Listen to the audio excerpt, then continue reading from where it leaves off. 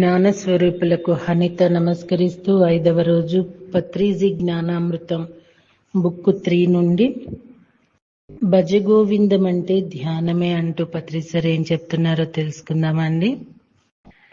భజగోవిందం భజగోవిందం గోవిందం భజమూఢమతే సంప్రాప్తే సన్నిహిత కాలే నహి నహి రక్షతి డుక్రున్ కరణే. ఓ మూర్ఖమైన మనస, గోవిందుణ్ణి భజించుకో, గోవిందుణ్ణి భజించుకో. ఎంచేతనంటే తప్పనిసరి అయిన మృత్యు వచ్చి పట్టుకునేటప్పుడు ఈ వ్యాకరణ సూత్రాలు నిన్ను రక్షించవు. గో అంటే ఇంద్రియాలు, గోవిందం అంటే ఇంద్రియాలకు ఇంద్రియమైన మరి ఇంద్రియాలకు విందు చేసే ఆత్మ. ఇంద్రియాలను నియంత్రించేదే అంటే పరిపాలించేదే ఆత్మ. ప్రతి బ్రహ్మజ్ఞాని ప్రతి ఆత్మజ్ఞాని గోవిందుడే. ఆత్మజ్ఞానమే బ్రహ్మజ్ఞానమే గోవిందం. ఆత్మజ్ఞానాన్ని ఎరుగని మతి ఎప్పుడూ మూఢమే. మూఢమైన మతి ఎంత త్వరగా ఆత్మజ్ఞానాన్ని సంతరించుకుంటే అంత త్వరగా చక్కబడుతుంది. జీవితకాలపు చరమ దశల్లో మేల్కొనటం అతి కష్టం. పిన్న వయసులోనే పిన్నత్వాన్ని పోగొట్టుకోవాలి. ఎలా ఆత్మ యొక్క భజన ద్వారా, ఆత్మ కోసం భజన ద్వారా, ఆత్మచే చేయబడిన భజన ద్వారా. ఆత్మ భజన అంటే ధ్యానం. మూఢ జహీహి ధనాగమ తృష్ణం కురు సద్బుద్ధి మనసి వితృష్ణాం ఎల్లబసే నిజ కర్తోపాతం వితం తేన వినోదయ చిత్తం. ఈ మూడుడా, ధనం రావాలి రావాలన్న దురాశను విడిచిపెట్టు. సత్యంతో నిండిన బుద్ధితో మనసును తృష్ణరహితంగా చేసుకో. నీ నిజ కర్మల ద్వారా లభించిన విత్తనంతో తృప్తిపడి మనసును ఆనందింపచేసుకో. ఎంతసేపు డబ్బు డబ్బు అన్నదే మూఢుల పరిజ్ఞానం. ఈ మూఢ పరిజ్ఞానాన్ని వెంటనే వదిలిపెట్టేయాలి. ఈషణత్రయంలో ధనేషణ అన్నిటికన్నా దారుణమైనది. ఈ ధనతృష్ణను సత్యమైన బుద్ధితో వధించాలి. కష్టపడి చెమటోడ్చి నిజాయితీతో సంపాదించిన ధనంతో చక్కగా వినోదంలో ఓలలాడవచ్చు. అంతేకాని అన్యార్జితమైన అక్రమమైన ధనం మనిషి మానసిక ఆధ్యాత్మిక పతనానికి రాజబాట వేస్తుంది.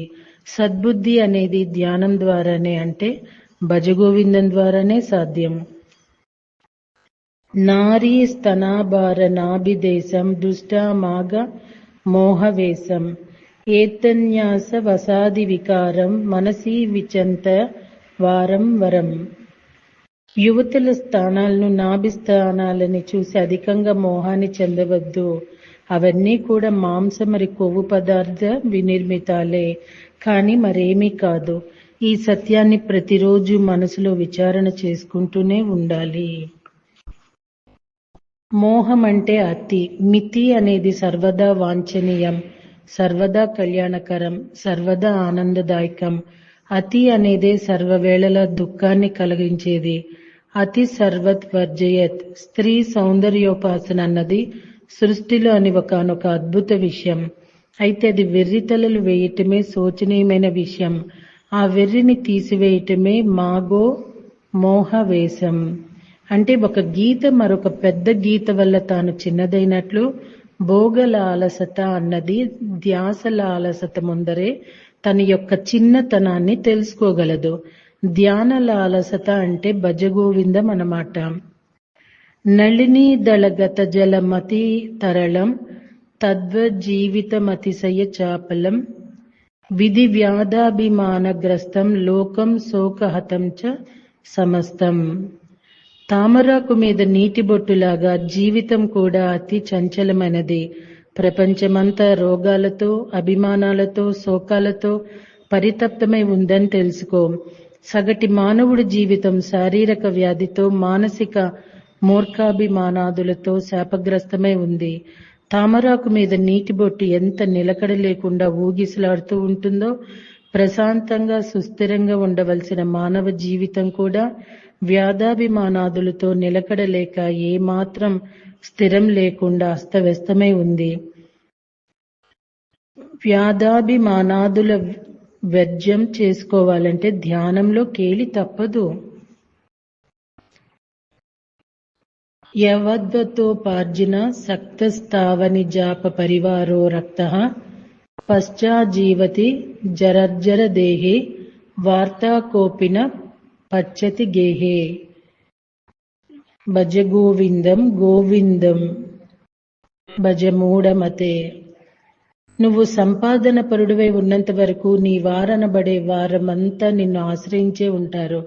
వృద్ధాప్యంలో నీ దేహం శిథిలమై శక్తిహీనమైనప్పుడు నీ ఇంటిలోని వారు కూడా నిన్ను కుశలం అడగరు. రక్త సంబంధాలన్నీ 199 పాళ్ళు ఆర్థిక సంబంధమైనవిగానే ఉన్నాయి. ఒకానొక మనిషి ధనాన్ని సంపాదిస్తున్నంత వరకే అతనికి కుటుంబంలో గౌరవం ఉంటుంది. ఈ నిజం చెప్పాలంటే మరి ఈయన భజగోవిందం ఎప్పుడో రాశారు ఇవన్నీ. నిజంగా భజగోవిందం ఎంఎస్ సుబ్బలక్ష్మి గానం చేస్తుంటే ఎంఎస్ సుబ్బలక్ష్మి గారు ఎంతో అద్భుతంగా ఉంటుంది. మళ్ళీ పత్రి సార్ చెప్తూ ఉంటే వినాలనిపిస్తూ ఉంటుందండి. ఇప్పుడు నిజంగా రక్త సంబంధాలన్నీ కూడా కేవలం ఆస్తుల కోసమే బజార్ను పడిపోతున్నాయి. రేపు వచ్చే రోజు అండి 10 మంది రావాలని ఎప్పుడు కోరుకోకూడదు. 10 మందికి ఎవ్వరికి కూడా ఎటువంటి హాని ఎటువంటి మోసము మనం చేయకుండా ఉంటే చాలు అనుకుంటే చాలు. కంటికి కనిపిస్తున్న మనుషులు మన వెంట రారు. చనిపోయినాక కంటికి కనపడిన దేవతలు వచ్చి మనల్ని పూలవర్షం కురిపిస్తూ తీసుకెళ్తారు. ఈ సత్యం తెలిస్తే ఇక్కడ కొట్టుకుంటున్న వాళ్ళు చాలా మంది మారుతారు. ఎందుకంటే మా జీవితంలో కూడా మేము అనుభవిస్తున్నాము. ఇంట్లో పెద్దవాళ్ళు ఉన్నప్పుడు మంచిగా ఉండి అంత మంచిగా వ్యవహరించి లోపల ఒక ప్లాన్ అనేది వేసుకొని కుళ్ళు కుతంత్రంతో సొంత తోడబుట్టిన వాళ్ళనే మోసం చేస్తున్న వాళ్ళు ఉన్నారు. సాధించేది ఏమీ లేదు. నష్టపోయిన వాడు ఎప్పుడు కష్టపడినా కూడా ఒకప్పటికి విజేత అవుతాడు. కానీ నష్టపరిచిన ప్రతి ఒక్కడు ఒక తాత్కాలిక ఆనందం పొందినా చివరికి ఓడిపోయేది, బాధకి గురయ్యేది, కర్మమూటలో కొట్టుకుపోయేది అలాంటి వాళ్లే. సో మాస్టర్స్, ఉన్నదానిలో తృప్తిగా జీవించటానికి ప్రయత్నించాలి. వేరే వాళ్ళ జీవితాలని అస్తవ్యస్తం చేయటానికి ప్రయత్నించకుండా ఉండటమే భజగోవిందం కూడా మనకి తెలియచేస్తున్నారు ఆది శంకరాచార్యుల వారు. శరీర దారుఢ్యం తగ్గి డబ్బులు సంపాదించలేనప్పుడు అతనికి కుటుంబంలో కానీ సంఘంలో కానీ కించెత్తు మాత్రమైనా విలువ లేకుండా ఉంటుంది. కనుక మనిషి కేవలం తన సంపాదనలోనే ఆమరణ పర్యంతం నిమగ్నమై ఉండాల్సి వస్తుంది. అలానే జీవించేస్తున్నాడే కానీ మరణం తర్వాత ఏమిటి అని ఆలోచించలేకపోతున్నాడు. ధనలేమిలో కూడా విలువనిచ్చేది ఒక్క జ్ఞాన బలమే. కనుకనే శంకరాచార్యుల వారు ధ్యానం ధ్యానం అంటున్నారు. యావత్ పనో నివసితి దేహే తావత్ పచ్చతి కుశలం గేహే. గతవతి వాయో దేహోపాయే భార్యా బీబతి తస్మిన్ కాయే. శరీరంలో ప్రాణం ఉన్నంత వరకు ఇంటిలోని వారు నిన్ను కుశలం అడుగుతారు. ప్రాణం పోయి దేహం నశించే అపాయ స్థితికి గురైనప్పుడు ఆ శరీరాన్ని చూసి భార్య కూడా భీతి చెందుతుంది. దేహంలో వాయువు ఉన్నంతసేపే కుటుంబీకులు కుశలం అడుగుతూ ఉంటారు. ఆ ప్రాణవాయువు కాస్త నిష్క్రమించినప్పుడు అంతవరకు కౌగిలించుకున్న శివమై ఉన్న దేహం శవంగా మారినప్పుడు భార్య కూడా భయభీతురాలవుతుంది. అది అత్యంత సహజమే. కనుక శరీరం యొక్క తత్వం తెలుసుకోమంటున్నారు శంకరాచార్యులు. ప్రాణవాయువు ఉన్నంత వరకు అది శివం, అది లేనప్పుడు శవం. పిన్న వయసులోనే శరీరం దృఢంగా ఉన్నప్పుడే ప్రాణవాయు రూపమైన శ్వాసను గమనించటం అన్నది అభ్యాసం చేయడం ద్వారా మనిషి శాశ్వత శివరూపుడవుతాడు. అప్పుడే మానవుడి మౌఢ్యత మాయమవుతుంది. కనుక త్వరపడాలి ధ్యాన సాధనకు, అంటే గోవింద భజనకు. రేపు కాదు, ఇప్పుడే త్వరపడాలి. అర్ధమనర్ధ భావాయ నిత్యం నాస్తి తతః సుఖలేస్య సత్యం. పుత్రాదపి ధనభాజ్యం భీతి సర్వత్రేషా విహితా రీతి. ధనమెప్పుడు దుఃఖహేతువని మర్చిపోకు. దానిలో కొద్ది సుఖం కూడా లేని మాట వాస్తవం. ధనవంతునికి తన కుమారుడి నుంచి కూడా భయం కలుగుతూ ఉంటుంది. ఎక్కడైనా పరిస్థితి ఇంతే. డబ్బు సంపాదన అన్నది కేవలం కనీస నిత్యావసరాల వరకే ఉండాలి. అంతకు మించి జమీందారుగా ఉండాలనో షావుకారులా ఉండాలనో కోరుకోవటం అన్నది మితిలేని అనర్థాలకు దారితీస్తుంది. జమీందారీ స్థితిలో కానీ షావుకారు స్థితిలో కానీ నిజమైన సుఖం లేస మాత్రమైనా అణుమాత్రమైనా లేదు. జమీందారులకు షావుకారులకు నిజమైన శత్రువులు కుటుంబంలోనే ఉంటారు. సంపదల ధనిగా కాకుండా ఆత్మజ్ఞాన ధని అవ్వాలి. దానికి మార్గం నిరంతర ధ్యానాభ్యాసమే, అంటే నిరంతర భజగోవిందమే. బాలస్తవాత్రీడాసక్తాః స్థారుణలస్తావతరుణీ సక్తాః వృద్ధాస్తవచితాసక్తాః పరసే బ్రహ్మణి కోపిన సక్తాః. బాల్యమంతా ఆటల్లో గడిచిపోతుంది. యవ్వనంలో కామ సంబంధమైన విషయాసక్తిలో మునిగి ఉంటాం. ముసలితనంలో అనేక చింతలతో కుమిలిపోవటం మామూలే. పరబ్రహ్మం మీద ఏ ఒక్కరూ ఆసక్తిని చూపటం లేదు కదా. మనిషి యొక్క జీవిత దశలు ముఖ్యంగా 3: బాల్యం, యవ్వనం, వార్ధక్యం. బాల్య యవ్వన దశల్లో ఉండేవి ముచ్చట్లయితే వార్ధక్యంలో ఉండేవి ప్రధానంగా ఇక్కట్లు. ముచ్చట్లో పూర్తిగా మునిగితే ఆ తర్వాత ఇక్కట్లో పూర్తిగా కొట్టుకొని పోక తప్పదు. ఎంత ముచ్చట్లో ఉన్నా ముచ్చట్లతో పాటు ప్రజ్ఞ కూడా పెంచుకుంటూ పోతేనే జీవితం చరమదశలో ఇక్కట్లు ఉండవు. శుభస్య శీఘ్రం, ఆలస్యం అమృతం విషం. వార్ధక్య దశ ఇంకా మీద పడనప్పుడే, మరణ సమయం ఆసనం కాకమునిపే బాల్యంలోనే యవ్వనంలోనే ప్రజ్ఞను సంపాదించుకొని తీరాలి. ఏ విధంగా వస్తుంది ప్రజ్ఞ? కేవలం ధ్యానం ద్వారా, అంటే ఆత్మభజన ద్వారా. అన్యదా శరణం నాస్తి. ఖాతే కాంత కస్తే పుత్ర సంసారో యమాతీత విచిత్ర కస్య త్వం కా కుత యాతః తత్వం చింతయ తదిహ భ్రాతః.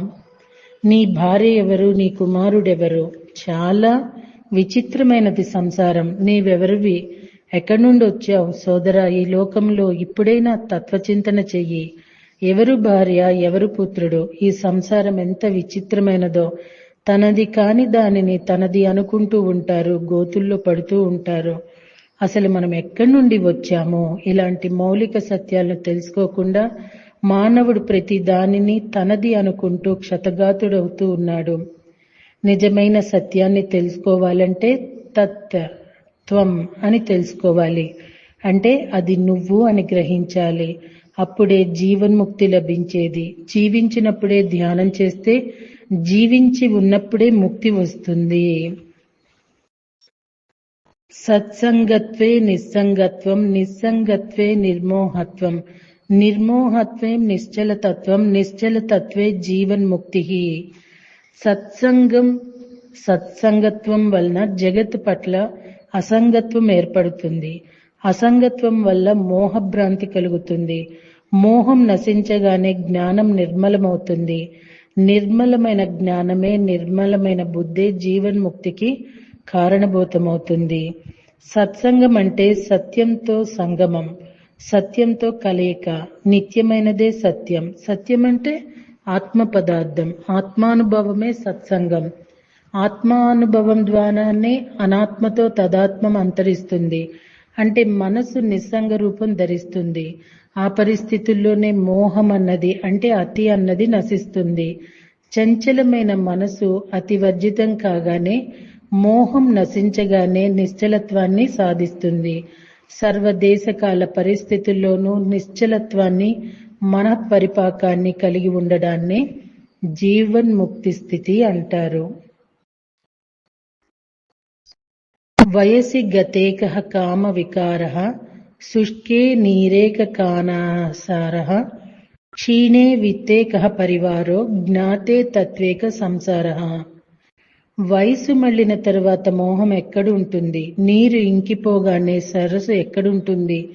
సిరి సంపదలు పోగానే బంధుజన పరివారం ఎందుకుంటుంది? జ్ఞానం కలిగిన తరువాత సంసార భావం ఎందుకుంటుంది? కామ పరాక్రమ యవ్వన సహజం. వయసు క్షీణిస్తూనే కామ పరాక్రమం కూడా క్షీణిస్తుంది.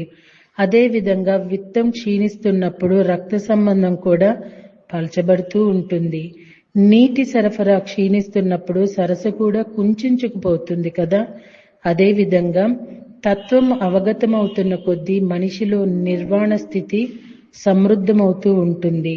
నిర్వాణ స్థితిలో విపరీతమైన సంసార స్థితి అన్నది అదృశ్యమవుతూ ఉంటుంది. మాకురు ధనజన యవ్వన గర్వం హరతి నిమిషేత్ కలాహ సర్వం మాయామాయమిదమఖిలం భూత్వా బ్రహ్మపదం త్వం ప్రవిశ విదిత్వా. నీకు ఇంతగా ధనముందని, నీ యజమాన్యం క్రింద ఇంతమంది జనులున్నారని, నీకు చక్కటి యవ్వనముందని గర్వపడకు. కాలం నిమిషంలో సర్వాన్ని హరించి వేస్తుంది. కనపడే ఈ ఉన్నదంతా మాయమయమే. ఈ విషయం సదా జ్ఞప్తిలో ఉంచుకొనడంలోనే బ్రహ్మపదంలోకి ప్రవేశించే మార్గం ఉంది. మనిషి జీవితంలో కౌమారం పోతూనే యవ్వనం పోతూనే వార్ధక్యం అనివార్యం. యవ్వనం ఇప్పుడుండి రేపు పోయేది, ధనం ఇప్పుడుండి రేపు పోయేది, జనం ఇప్పుడుండి రేపు పోయేవారు. ఈ జగత్తు, ఈ సంసారం లేనిది ఉన్నట్లు తోచేది, ఉన్నది ప్రతిక్షణం మారుతూ ఉండేది. ఈ వాస్తవాల్ని సదా జ్ఞప్తిలో ఉంచుకోవటమే బ్రహ్మ పదవి లబ్ధికి మార్గం. వాస్తవం మర్చిపోతే అధోగతే, వాస్తవం మర్చిపోకపోతే ఊర్ధ్వగతే. ఆజ్ఞపై ప్రజ్ఞ ఉండాలి. ప్రజ్ఞ అంటే ఆత్మాభ్యాసమే, అంటే భజగోవిందమే శరణ్యం. సో మాస్టర్స్, ఇది చాప్టర్స్ అంతా కూడా భజగోవిందం గురించి అందించారు పత్రి గారు. మరి రేపటి రోజున కంటిన్యూ చేద్దామా అండి? Thank you.